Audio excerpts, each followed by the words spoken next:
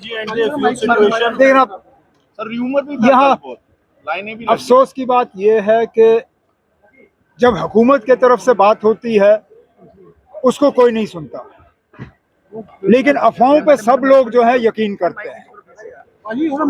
मैंने पिछले दिनों एक रिव्यू मीटिंग ली, उसमें बाज़ाब्ता ये तय हुआ कि फिलहाल किसी भी चीज की कमी नहीं है, चाहे डीजल हो, पेट्रोल हो, एलपीजी के सिलेंडर हो,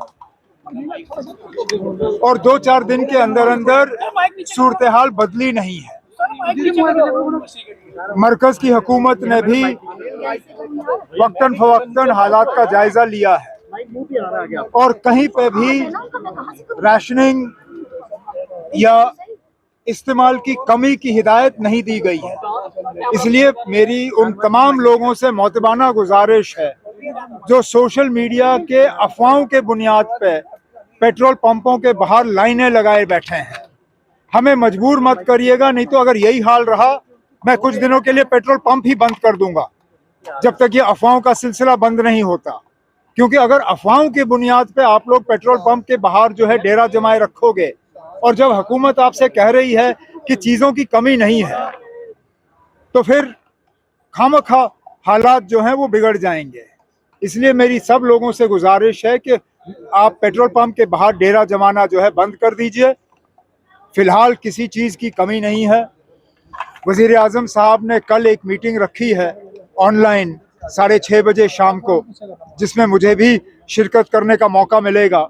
उसमें खासकर ईरान और आसपास के इलाकों के हालात के बारे में हमें एक खबर मिलेगी और उसके साथ साथ हुकूमत के तरफ से ये भी पता चल जाएगा कि और क्या इक़दाम उठाए जा रहे हैं ताकि जो एसेंशियल सप्लाईज़ हैं, अगर ये जंग थोड़ी देर और चला तो उनको किस तरह अश्योर किया जाएगा। लेकिन फ़िलहाल मैं लोगों को यकीन दिलाना चाहता हूँ कि मुल्क भर में तेल की चीज़ों की कोई कमी नहीं है और किसी तरह के मतलब किसी तरह का डर नहीं होना चाहिए। वो सर भारत की तरफ से दो संदेश दिया गया है एस जयशंकर की तरफ से। सो आप किस तरह से पाकिस्तान के अंदर जिस तरह से इमीडिएट करने की कोशिश करी है ईरान इजराइल और कन्फ्लिक्ट को लेकर, और उसमें जयशंकर का दो जवाब आया है, आप किस तरह से देखते हैं कि पाकिस्तान अगर इसमें कोई रोल ऐसा अदा करे जिसमें कि जंग खत्म हो तो आप और मुझे इसमें एतराज़ क्यों होना चाहिए? करें।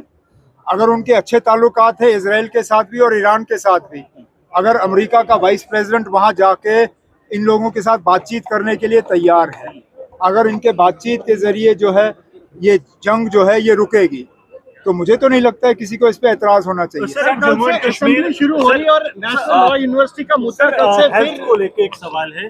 जम्मू कश्मीर में जो होटल आयुष्मान के साथ लिंक हैं, उनकी पेमेंट्स अगस्त के बाद नहीं हुई, 450 करोड़ पेंडिंग है, एक हेल्थ क्राइसिस ब्रूइंग इन है। सर, किस तरह से देखते हैं? पहले भी हॉस्पिटल्स ने जो है 10 दिन काम बंद किया था तो काफी क्राइसिस हुआ। चलो उसको हम देख लेते हैं। It has been our endeavour to combine both tourism promotion with a healthy lifestyle, and in that respect it's a matter of great satisfaction for all of us that on Sunday we will have the inaugural Jammu half marathon together with the 10K and the 5K events. Jammu and Kashmir Bank has come forward as the title sponsor, and we've had a good number of registrations, including foreign participants.